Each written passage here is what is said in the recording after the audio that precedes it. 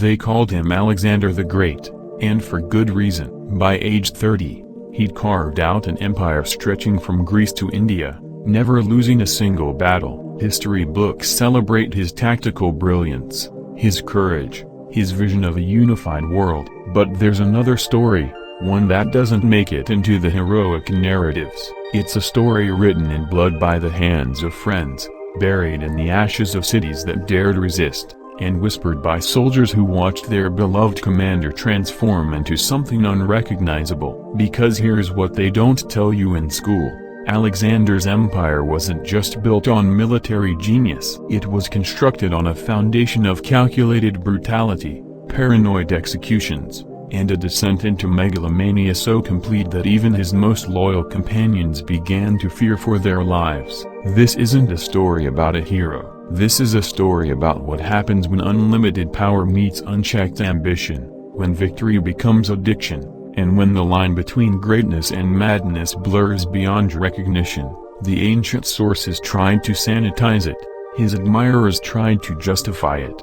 But the evidence remains, carved into ancient tablets and preserved in accounts written by those who were there. What you're about to hear is the untold story of Alexander's dark side, and it begins not on a battlefield, but in the smoking ruins of a city that made the fatal mistake of standing in his way, a city called Thebes. In 335 BCE, when Alexander was just 21, the Greek city-state of Thebes revolted against Macedonian rule. This wasn't unusual. Greek cities rebelled constantly. What was unusual was Alexander's response. He didn't just defeat Thebes militarily, he erased it. His army killed 6,000 Thebans in the initial assault, then systematically went house to house, slaughtering men, women, and children. 30,000 survivors were sold into slavery. Every building was demolished, every temple burned, except for one, the house of the poet Pindar,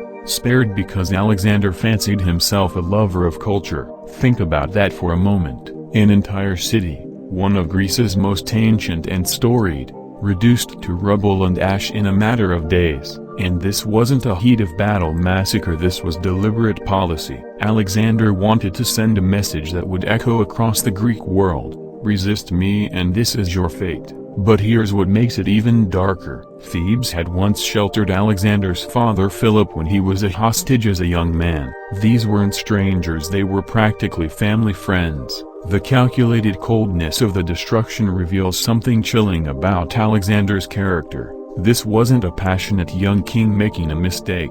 This was a strategic decision to terrorize an entire population into submission. And it worked. After Thebes, Greek resistance essentially evaporated, but the precedent was set. Alexander had discovered that extreme violence wasn't just effective, it could be a tool of statecraft. He would use this lesson again and again, and each time, the violence would escalate. Each time, the justifications would grow thinner. Each time, the young man who'd wept while reading about Achilles' heroism seemed to fade a little more, replaced by something infinitely colder. The Eastern campaigns revealed another dimension of Alexander's darkness: his relationship with truth and his own identity. After conquering Egypt, Alexander made a mysterious journey to the Oracle of Ammon in the Siwa oasis, deep in the desert. What happened there remains one of history's great mysteries, but when Alexander emerged, he claimed the oracle had confirmed he was the son of Zeus Ammon, not Philip of Macedon. Now, you might think this was just ancient propaganda, the kind of divine ancestry every ruler claimed. But Alexander actually believed it, or convinced himself to believe it, and he demanded others believe it too. He began requiring prostration, the Persian practice of bowing down before the king, something Greeks and Macedonians found degrading and oriental. When his own men balked, Alexander flew into rages. The philosopher Cleitus, who'd been documenting the campaigns, refused to perform prostration, arguing that gods and men should be honored differently. It was a principled stand, and it cost him everything. Alexander had him arrested on trumped-up charges of conspiracy, tortured, and either executed or left to die in a cage. This wasn't just about court etiquette, this was about a man losing his grip on reality. someone who'd won so much that he could no longer distinguish between human achievement and divine right. His closest companions watched in horror as the friend they'd grown up with disappeared into a character of his own creation, but they couldn't speak up, because descent had become fatal. The transformation was complete.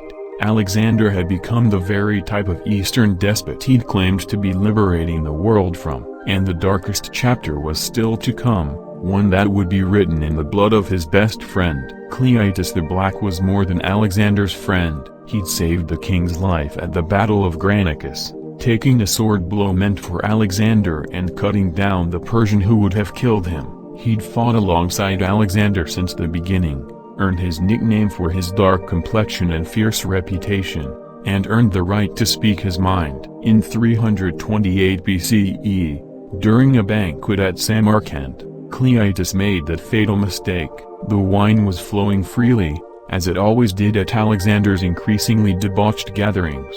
An entertainer sang a mocking song about Macedonian generals who had recently suffered a defeat. Alexander laughed. Cleitus didn't. He'd watched Alexander adopt Persian dress, demand prostration, claim divine parentage, and distance himself from the Macedonians who'd bled for him. The wine loosened his tongue, and he began defending Philip's legacy, suggesting that Alexander's victories belonged as much to his father's army as to Alexander's genius. The room went silent. Alexander's face darkened. Cleitus, perhaps sensing he'd gone too far, went further instead. He reminded Alexander that he owed his life to Macedonian soldiers, to men like himself, not to Zeus or Ammon or any divine parent.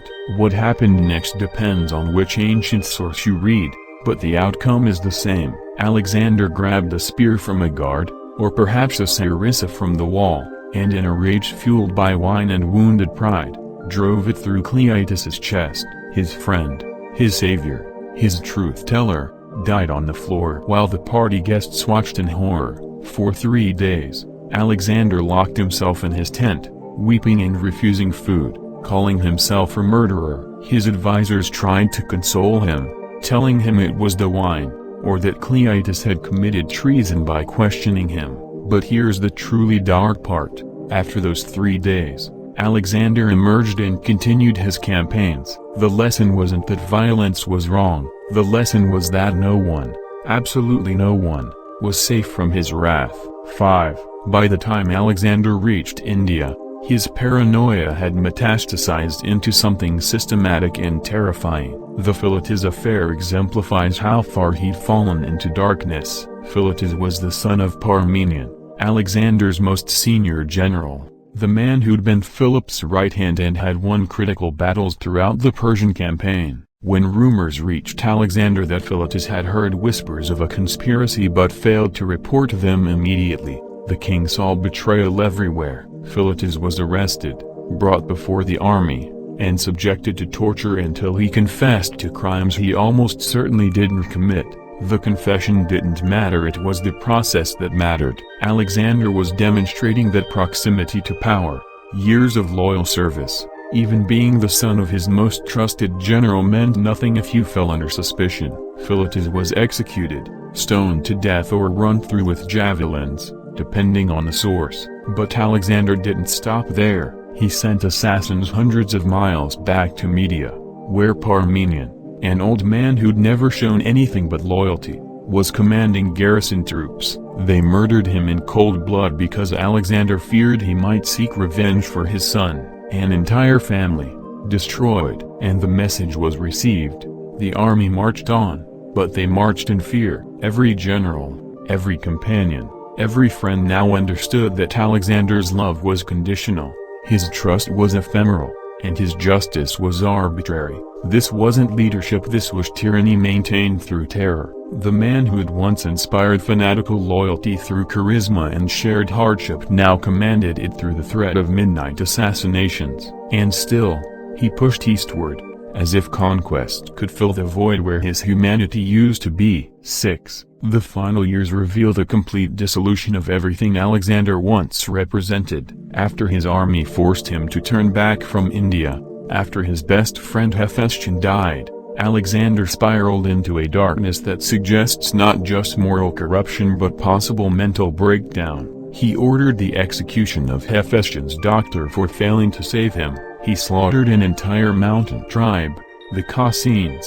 as a human sacrifice to his friend's memory. He planned a funeral monument so extravagant it would have cost the equivalent of billions in today's currency. The drinking intensified. Ancient sources describe banquets lasting days, competitions to see who could drink the most, festivals of excess that would make Roman emperors blush. Some historians believe Alexander was drinking himself to death, that he'd reached a point where the weight of what he'd done, who he'd become, was unbearable. In his final weeks, there are hints of planning even greater campaigns: Arabia, Carthage, Rome itself, as if more conquest could somehow redeem him or at least distract him from his demons. When the fever took him in Babylon in June 323 BCE, his empire died with him. No clear heir, no succession plan, just power-hungry generals who immediately began tearing apart everything he'd built. Some scholars suggest he was poisoned,